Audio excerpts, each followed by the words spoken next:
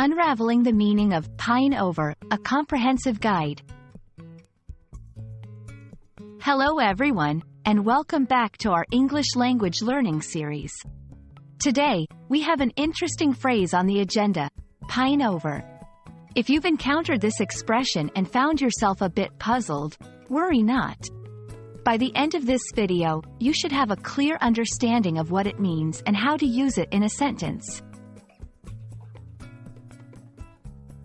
First, let's take a closer look at the phrase itself. Pine over is a phrasal verb that consists of the verb pine and the preposition over. To pine means to feel a deep, often prolonged, sense of sadness or longing, particularly for someone or something that is absent.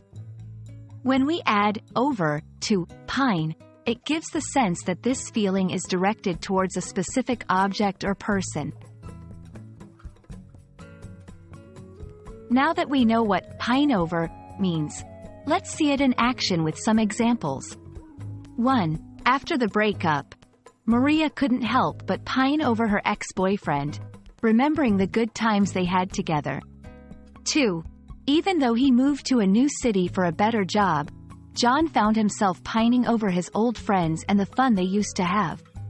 In both examples, the people are experiencing a deep sense of longing or sadness for something they have lost or are separated from.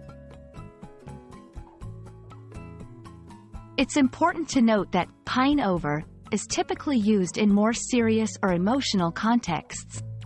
It wouldn't be appropriate to use it in a casual or light-hearted situation.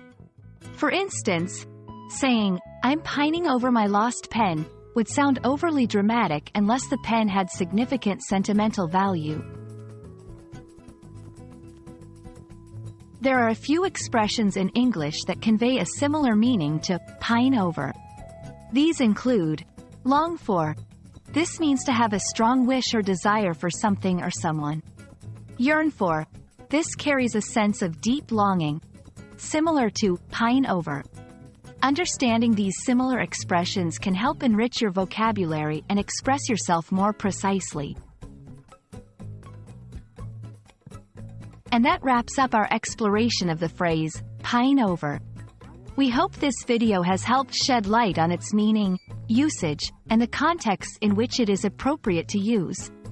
Remember, language learning is a journey, and every phrase you master brings you one step closer to fluency. Keep up the good work, and until next time, happy learning!